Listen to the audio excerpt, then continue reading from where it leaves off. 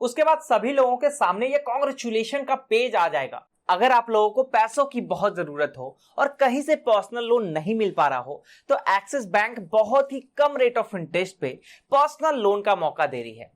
जी हाँ, आज के वीडियो में हम स्टेप बाय स्टेप देखेंगे कि axis bank personal loan online apply कैसे करना है और उसे अपने अकाउंट में क्रेडिट कैसे करवाना है। एक्सिस बैंक पर्सनल लोन का फीचर्स क्या क्या है, एलिजिबिलिटी क्राइटेरिया क्या क्या है, एक्स्ट्रा चार्जेस क्या क्या है, उनका टर्म्स एंड कंडीशंस क्या क्या है, हम लोग हर डिटेल को भी देखेंगे। और axis personal loan online apply कैसे करना है हम इसे भी देखेंगे। पूरा स्टेप बाय स्टेप पूरा प्रोसेस हम आपको बताते चलेंगे, क्योंकि हमने पिछले कई महीनों में बहुत सारे लोगों का एक्सिस पर्सनल लोन अप्लाई कराया है। लगभग 80 to 90% लोगों का एक्सिस पर्सनल लोन अप्रूव्ड हो ही जाता है।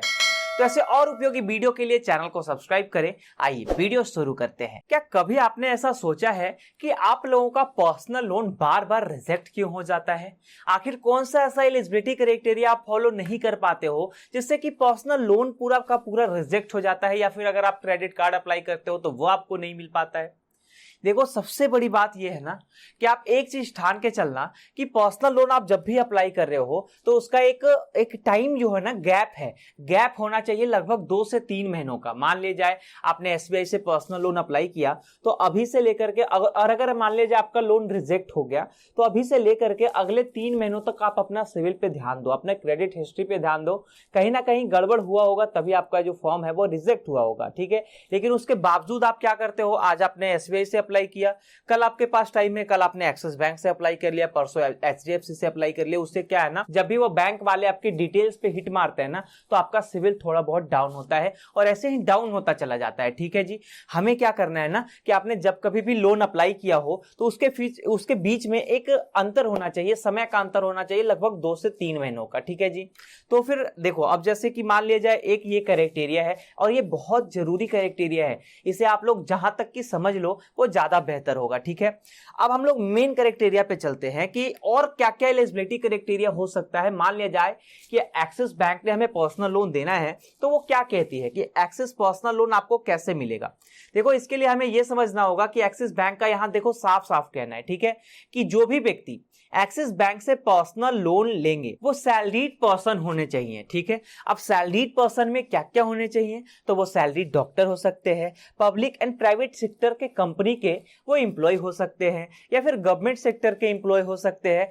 किसी भी कंडीशन में आप एक परमानेंट एम्प्लॉय होने चाहिए और आपका सैलरी किसी ना किसी बैंक अकाउंट में आना चाहिए, फिर चाहे वो एक्सिस बैंक का बैंक अकाउंट हो यानी सैलरी अकाउंट, या फिर किसी अदर बैंक का सैलरी अकाउंट हो, लेकिन आपका सैलरी जो है बैंक अकाउंट में ही आना चाहिए, ठीक है जी।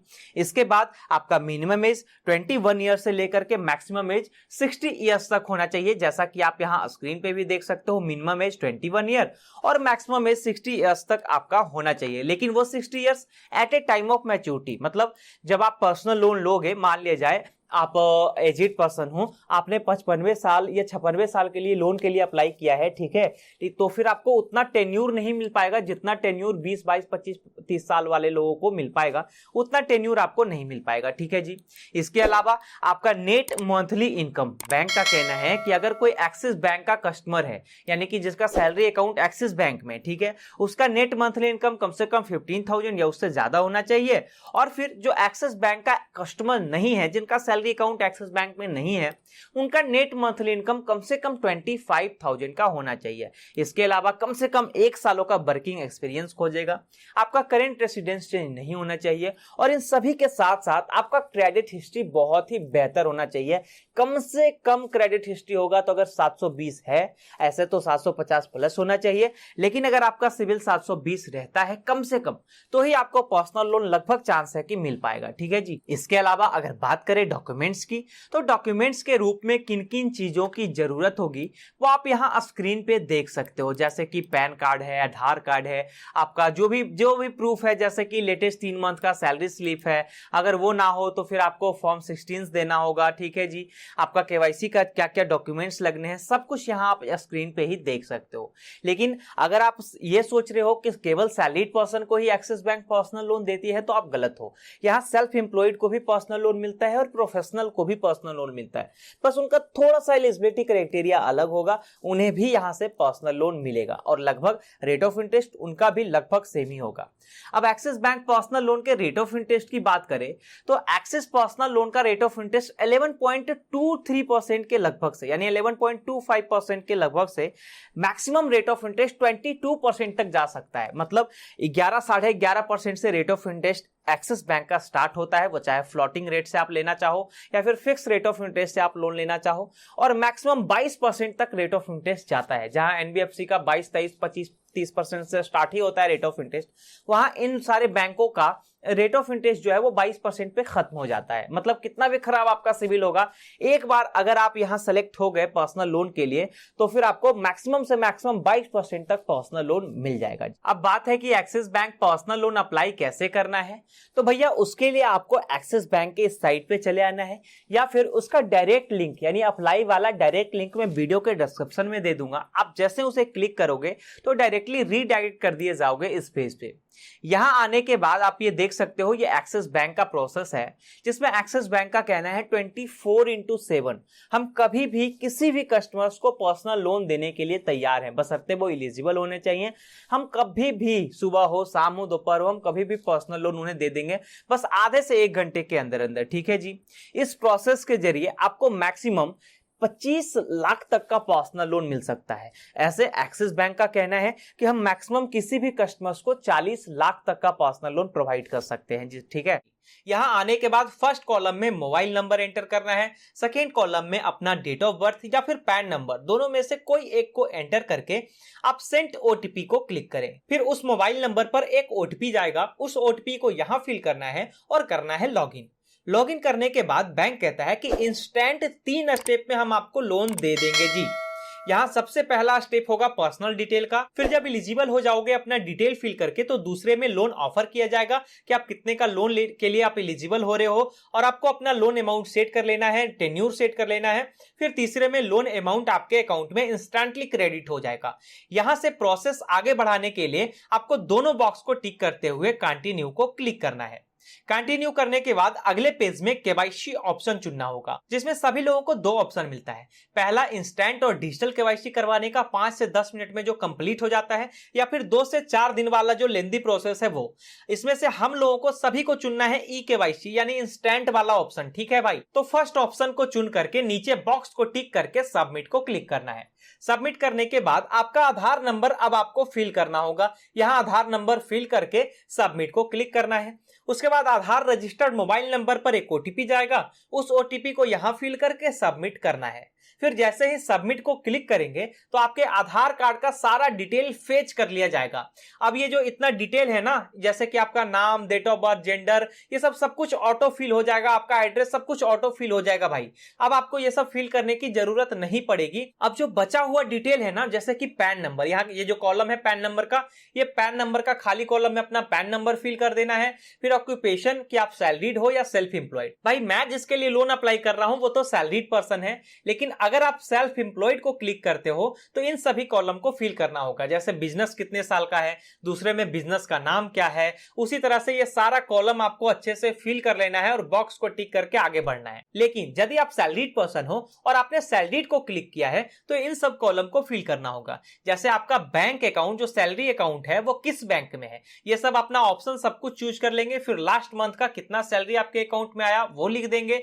उसके बाद वर्क एक्सपीरियंस कितना है, ये सब कुछ फिल करने के बाद कंपनी नेम, फिर एजुकेशनल क्वालिफिकेशन की कहां तक आप पढ़े लिखे हो, फिर बॉक्स को टिक करके कंफर्म को क्लिक करना है। उसके बाद अगर आप एलिजिबल हो जाते हो तो कांग्रेचुलेशन का पेज सबके सामने आ जाएगा और आप यहां से मैक्सिमम कितने लोन अमाउंट के लिए एलिजिबल होते हो, कितना समय यानी कि कितना टेन्यूर आपको मिलता है, प्रोसेसिंग फी कितना लगेगा, स्टाम्प ड्यूटी का चार्ज कितना होगा, ये सब कुछ सामने शो कर जाएगा। इसमें से आप जितना लोन अमाउंट लेना चाहते हो ना उसे आप यहां सेलेक्ट कर लेना। कितने साल के लिए, कितने महीने के लिए लेना चाहते हो उसे आप यहां से सेलेक्ट कर लेना और ये सब कुछ सेट करके कंफर्म को क्लिक कर देना। फिर कंफर्म करने के बाद कंपनी का डिटेल और एड्रेस अब आपको फिल करना होगा। जैसे कि कंपनी नेम, कंपनी का जो ऑफिस का ईमेल आईडी है उसे फिल करना है। अच्छा, ऑफिस ईमेल आईडी को जब फिल करोगे तो उस पर जो ओटीपी जाएगा क्या वो ओटीपी आपको मिल जाएगा? अगर मिल जाएगा तब तो ठीक है, क्योंकि एक्सिस बैंक जो है ना वो वेरीफाई करती है कि क्या इस बंदे का, इस नाम का जो बंदा है वो आपके ऑफिस में काम करता है या नहीं, इसलिए वो ओटीपी लेता है, वो वेरीफाई करता है। ठीक है, अगर मिल जाएगा तब तो ठीक है, लेकिन अगर नहीं मिलेगा और ये प्रॉब्लम वाली बात है और उसके लिए लोन रुक जाता है क्योंकि उस ओटीपी के बिना आपको लोन नहीं मिलेगा, ठीक है, तब आप क्या कर सकते हो कि ऑफिस से मिलता जुलता एक ईमेल आईडी आप यहां फिल कर सकते हो जिसका ओटीपी आपके पास आ जाए।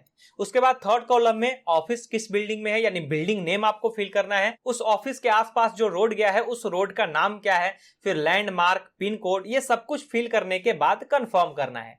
कंफर्म के बाद ऑफिस मेल पर एक ओटीपी जाएगा, जब तक ये ओटीपी आप फिल नहीं करोगे तब तक लोन डिसबर्स नहीं होगा। तो ओटीपी फिल करने के बाद वेरीफाई को क्लिक करना है। उसके बाद लोन का सारा डिटेल सामने आ जाएगा, यहां प्रोसेस आगे बढ़ाने के लिए कंटिन्यू करना है। फिर अगले पेज में लाइफ इंश्योरेंस आप लेना चाहते हो, ये मतलब इच्छा के अनुसार है। अगर आप लाइफ इंश्योरेंस लेना चाहते हो तो इसके साथ ये जो ऑप्शन है ऐड वन टाइम, इसको आप क्लिक कर देना और टिक करके कंटिन्यू कर देना, ठीक है। लेकिन अगर आप इंश्योरेंस नहीं लेना चाहते हो, वो आपके मर्जी के ऊपर डिपेंड करता है। अगर आप इंश्योरेंस नहीं लेना चाहते हो तो डायरेक्टली आपको कंटिन्यू करना है।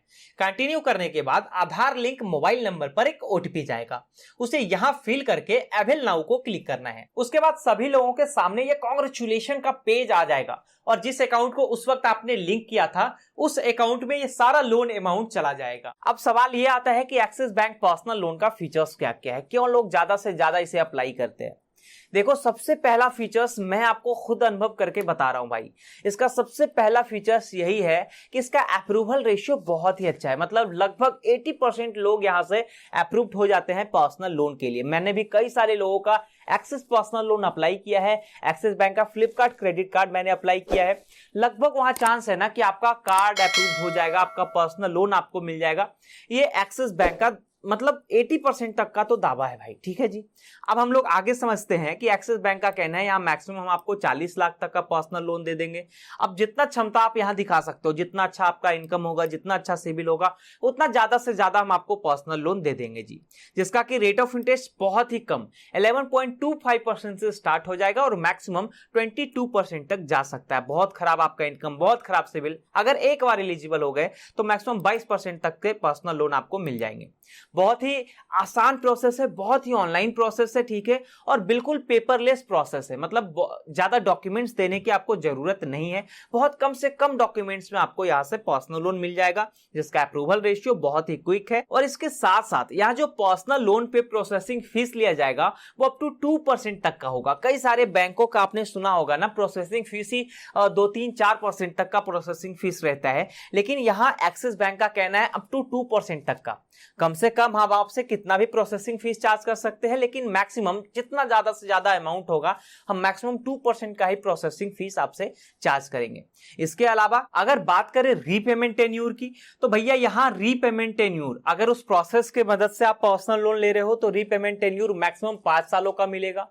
और ऐसे एक्सिस बैंक का यह कहना है कि हम आपको मैक्सिमम से मैक्सिमम 84 महीनों का समय दे सकते हैं अपने लोन अमाउंट को चुकाने के लिए। कम से कम 12 महीने और ज्यादा से ज्यादा 84 मंथ्स का समय आपको मिल सकता है, जो कि आप जितना भी पर्सनल लोन आपने लिया होगा उसे आप चुका सकते हो। हालांकि ये आपको खुद चुनना होता है कि कितने मंथ्स का, कितने साल का समय आप चुनते हो पैसे को चुकाने के लिए, ठीक है जी। फिर वहीं अगर कोई विमेन पर्सनल लोन लेने जाती हैं तो उन्हें एक्स्ट्रा कंसेशन दिया जाता है। इसके साथ साथ ना तो ज्यादा डॉक्यूमेंट्स की जरूरत होगी और ना ही कोई गारंटर का डिमांड बैंक आपसे करेगा और ना ही कोई सिक्योरिटी का डिमांड बैंक आपसे करेगा। अब हम लोग इसके फी एंड चार्जेस को देखते हैं कि एक्सिस बैंक पर्सनल लोन का फी एंड एक्स्ट्रा चार्जेस क्या क्या है। तो देखो, बात करें अगर प्रोसेसिंग फीस की, तो सबसे पहले लोन लेने के दौरान ही बैंक आपसे प्रोसेसिंग फीस चार्ज कर लेती है अप टू 2% तक का। अप टू 2% तक का प्रोसेसिंग फीस आपसे चार्ज कर लिया जाएगा। इसके बाद हालांकि वो अमाउंट बहुत ज्यादा नहीं होगा, अगर ज्यादा से ज्यादा मैक्सिमम लोन आप ले रहे हो तब अप टू 2% तक का किया जाएगा। ऐसे उससे थोड़ा सा कम ही चार्ज किया जाएगा, जो कि बैंक के साथ बात करके नेगोशिएट भी किया जा सकता है। इसके अलावा पार्ट पेमेंट चार्ज यानी प्री पेमेंट चार्ज, अगर आपने लोन लिया और उसके बाद कुछ महीनों के बाद आपके पास कहीं से पैसे हो जाते हैं, आप चाहो कि प्री पेमेंट करना, तो फिर कुछ इस तरह का चार्जेस जो है बैंक आपसे चार्ज करेगी, जो कि आप यहां स्क्रीन पे भी पढ़ सकते हो। ओके, इसके अलावा स्टाम्प ड्यूटी चार्ज उसी लोन लेते समय बैंक आपसे चार्ज कर लेगी भाई। फिर पेनाल्टी चार्ज जो होगा, अगर आप पेमेंट देने में लेट करते हो, कोई डिफॉल्ट करते हो, तो पेनाल्टी चार्ज जो होगा वो कुछ इस तरह का होगा आप यहाँ स्क्रीन पे पढ़ सकते हो। ऐसे अगर पेनाल्टी चार्ज को राउंड फिगर में बताऊं तो लगभग 24% का चार्ज जो है वो बैंक आपसे चार्ज करेगी पर एनम के हिसाब से। अगर कोई पेनाल्टी चार्ज आप पे लगता है, एक तो देखो ये 24% का चार्ज हो गया। इसके अलावा जब भी बैंक आपके अकाउंट में हिट करेगी ना, जिस अकाउंट को आपने लिंक करके पर्सनल लोन लिया है, और बैंक अगर हिट करी, ठीक है, और उसमें अगर उस अकाउंट में आपके पास पैसे नहीं रहते हैं तो फिर वो बैंक वाला जो आप पे चार्ज करता है वो अलग करेगा और ये पेनाल्टी चार्ज जो होगा भाई वो अलग होगा। मतलब सीधे सीधे कहना ये है कि आप अपने लोन को डिफॉल्ट नहीं करना, वरना पछताने के सिवाय आपके पास कोई ऑप्शन नहीं होगा। ठीक है, डुप्लीकेट स्टेटमेंट चार्ज जो है वो आपको इतना चार्ज लिया जाएगा 250 रुपए का। ठीक है जी, इसके अलावा आपको ये नो ड्यू सर्टिफिकेट जब बैंक देगी तो 50 रुपए का चार्ज देना होगा। इस तरह से ये सारा चार्जेस जो है वो आप स्क्रीन पे पढ़ सकते हो। चलिए अब हम लोग लगे हाथों ईएमआई कैलकुलेटर से भी समझ लेते हैं कि मान लिया जाए आज अगर हमने कुछ अमाउंट लोन लिए हैं, ठीक है, एक्सिस बैंक से, तो हमारा कल को ईएमआई कितना होगा, और अगर हम इतने रेट ऑफ इंटरेस्ट पे रखते हैं तब ईएमआई कितना होगा, ये हम सब कुछ समझते हैं। मान लिया जाए किसी बंदे ने 50,000 का पर्सनल लोन लिया है एक्सिस बैंक से, ठीक है, जिसका कि रेट ऑफ इंटरेस्ट हम रख देते हैं भाई 14% का रेट ऑफ इंटरेस्ट हम रखेंगे। ठीक है, 14% का रेट ऑफ इंटरेस्ट रख देते हैं और टेन्यूर हम रखेंगे 12 मंथ्स का। तो देखो आपका मंथली जो इंस्टॉलमेंट होगा ना वो 4,489 रुपए का होगा, जिसमें कि 3,872 रुपए का आपका इंटरेस्ट अमाउंट होगा, यानी कि 12 महीनों में 50,000 के बजाय आपको टोटल 53,872 रुपए बैंक में जमा करने हैं। अब हम लोग 50,000 नहीं बल्कि 1 लाख समथिंग 1,50,000 लेकर के चलते हैं। ठीक है, 1,50,000 अगर कोई बंदा पर्सनल लोन लेना चाहता है एक्सिस बैंक से तब उसे, और टेन्यूर हम रख देते हैं 18 मंथ्स का, ठीक है, तब उसे देखो उसका जो ईएमआई होगा वो 9,287 रुपए का होगा अगर वो 14% के हिसाब से पर्सनल लोन लेता है तब। ठीक है जी, जिसमें कि प्रिंसिपल अमाउंट आपका होगा 1.5 लाख रुपए और इंटरेस्ट अमाउंट यानी कि उस पे जो 18 महीने में जो बैंक आपसे इंटरेस्ट लेगी वो 17,171 रुपए का होगा और टोटल 1.5 लाख के बजाय आपको 1,67,171 रुपए बैंक में जमा करने हैं 18 महीनों में। ठीक है, अब हम लोग फिर अमाउंट बढ़ा लेते हैं। अमाउंट हम लोग बढ़ा करके अब कर देंगे 3,50,000। ठीक है भाई, 3,50,000 को अगर कोई 14% के रेट ऑफ इंटरेस्ट पे कोई एक्सिस बैंक से 3,50,000 रुपए लेता है, जिसका कि टेन्यूर हम कितना रख देंगे 36 मंथ्स का। ठीक है जी, 36 मंथ का टेन्यूर रखते हैं तो फिर उस बंदे को हर महीने 36 महीनों तक हर महीने 11,962 रुपए 11,962 रुपए करके 36 महीनों तक बैंक में जमा करना है, जिसमें कि 3,50,000 के बजाय उसे 4,30,638 रुपए बैंक में जमा करने हैं। मतलब 3,50,000 उसका मूलधन हो गया जो उसने बैंक से लिया। ठीक है, फिर 80,638 रुपए जो है वो इंटरेस्ट होगा। ओके जी, और टोटल 4,30,638 रुपए बैंक में जमा करने हैं। अब सेकेंड लास्ट एग्जांपल लेकर के चलते हैं। एक 5,30,000 का लेंगे, 5,30,000 का एग्जांपल, और रेट ऑफ इंटरेस्ट हम रख देते हैं 14.5% का। अब चूंकि ये जरूरी तो नहीं है कि हर बंदे का रेट ऑफ इंटरेस्ट सेम होगा, तो हम लोग 14.5% का रेट ऑफ इंटरेस्ट रखते हैं इस बार, और टेन्यूर इस बार रखेंगे 60 मंथ्स का। 60 मंथ्स का टेन्यूर रखते हैं, लगभग 5.5 लाख का तो लोन हो ही गया 5,30,000 का। तो अगर आप 5,30,000 का लोन लेते हो 60 महीनों के लिए, जिसका रेट ऑफ इंटरेस्ट अगर एक्सिस बैंक ने 14.5% लगाए हैं, तो फिर 12,470 रुपए का ईएमआई होगा अगले 60वें महीने तक। ठीक है जी, और 5,30,000 के बजाय आपको 7,48,199 रुपए बैंक में जमा करने हैं। देखो अब एक चीज आप थोड़ा सा अच्छे से समझना, ठीक है, अगर मान लिया जाए आप यहाँ 48 मंथ्स का ही टेन्यूर चुनते हो, तो फिर आप यहाँ देख सकते हो कि आपका ईएमआई कितना होगा, लगभग 2,000 रुपए का लगभग बढ़ा, यानी 14,616 रुपए का आपका ईएमआई यानी मंथली ईएमआई होगा अगले 48 महीनों के लिए, जिसमें कि आपको 5,30,000 रुपए तो आपका मूलधन ही हो गया और 1,71,000 रुपए सेम अमाउंट आप यहाँ देख सकते हो। बस समय का खेला है, समय बढ़ेगा इंटरेस्ट अमाउंट भी आपका बढ़ेगा भाई। ठीक है जी, तो 5,30,000 में अब आपको मात्र 7,01,583 रुपए देने हैं, लेकिन जैसे ही यानी 1,71,000 इसमें एक्स्ट्रा देने हैं 48 महीनों में, अगर 5,30,000 का लोन अमाउंट आप लेते हो तो। लेकिन जैसे ही हम 60 महीने करते हैं ना, तो भाई आप यहाँ देख सकते हो 60 महीने में आपको 2,18,200 रुपए के लगभग आपको एक्स्ट्रा देना होगा, जिसका सबसे बड़ा कारण है समय। मतलब जितना समय आप ज्यादा चुनोगे ना, तो आपको इंटरेस्ट भी और ज्यादा से ज्यादा देना होगा। जैसा कि आपने देखा कि 5,30,000 पे आपने देखा कि अगर 60 महीनों का समय चुनते हैं तो इतना देना होता है, और अगर मान लीजिए 48 महीनों का समय चुनते हैं या 60 महीनों से और ज्यादा हम रख देते हैं, मान लीजिए 72 महीनों का समय आप चुनना चाहो, ठीक है, कि 72 महीनों का समय चुनते हो, तो आपको देखो 2,66,000 रुपए आपको और एक्स्ट्रा देना होगा, ठीक है जी। तो इस तरह से, लेकिन एक चीज आप समझना कि अगर आपके पास क्षमता हो कि आप रीपेमेंट जल्द से जल्द कर दो किसी भी पर्सनल लोन का, ये जरूरी नहीं कि एक्सिस बैंक ही आपसे इतना चार्ज कर रही हो, किसी भी पर्सनल लोन का यही कहानी रहता है। अगर आपके पास क्षमता हो तो आप उसे जल्द से जल्द चुकाओ भाई। आपका खुद का बचत होने वाला है, ये मैं आपके लिए कह रहा हूं, मैं खुद के लिए नहीं कह रहा हूं। लेकिन अगर आप नहीं चुका सकते हो, कोई दिक्कत नहीं है, कोई जरूरी बात नहीं है, आप लोन लो, और लोन ले करके ना या तो आप अपने जरूरतों को पूरा कर सकते हो, या फिर अगर आप समझदार होगे तो आप उससे और एक्स्ट्रा इनकम भी कमा सकते हो। चलिए, तो अब हम लोग बस एक लास्ट एग्जांपल लेते हैं भाई 7,70,000 रुपए का। 7,70,000 रुपए का हम लोग एक लास्ट एग्जांपल लेकर के चलेंगे। रेट ऑफ इंटरेस्ट यही रहने देते हैं 14.5%, क्योंकि लगभग स्टार्टिंग रेट से कोई भी बैंक किसी भी व्यक्ति को लोन नहीं देता, 1-2% उससे बढ़ के ही आपसे चार्ज किया जाएगा। और जहां तक कि अगर फिक्स रेट ऑफ इंटरेस्ट रहेगा तो और ज्यादा रेट ऑफ इंटरेस्ट चार्ज किया जाएगा, लेकिन वो फिक्स होगा, कोई ना तो बढ़ेगा। अगर रेपो रेट बढ़ता है आरबीआई का तो आपका रेट ऑफ इंटरेस्ट ना तो बढ़ेगा, और ना ही अगर रेपो रेट घटता है तो आपका रेट ऑफ इंटरेस्ट घटेगा, ठीक है। फिक्स रेट ऑफ इंटरेस्ट में यही होता है, लेकिन थोड़ा सा रेट ऑफ इंटरेस्ट बढ़ के आपसे चार्ज किया जाएगा। तो हम लोग 14.5% के रेट पर ही लेंगे, ठीक है जी। और टेन्यूर रहने देते हैं, बस पहले हम लोग 72 महीनों का ही रहने देंगे, जिसमें कि 16,073 रुपए आपको ईएमआई देना होगा हर महीने, यानी 72 महीनों तक हर महीने आपको 16,073 रुपए आपका जो ईएमआई होगा वो हर महीने आपको देना होगा, जिसमें कि 7,70,000 के बजाय आपको 11,57,278 रुपए बैंक में जमा करने हैं।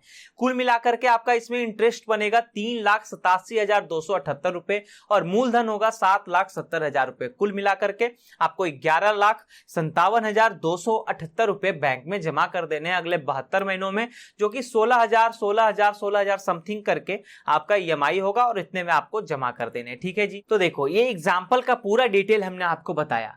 अब आप हमें कमेंट में बताओ ना कि आपको कितने कितने अमाउंट का एग्जांपल डिटेल में जानना हो, या तो देखो वहीं जवाब दे दिया जाएगा, या फिर उस पर एक सेपरेट वीडियो बना दिया जाएगा, या फिर इस कैलकुलेटर पेज का लिंक मैं वीडियो के डिस्क्रिप्शन में दे दूंगा, जिससे आप लोग खुद चेक कर सकते हो भाई, ठीक है जी।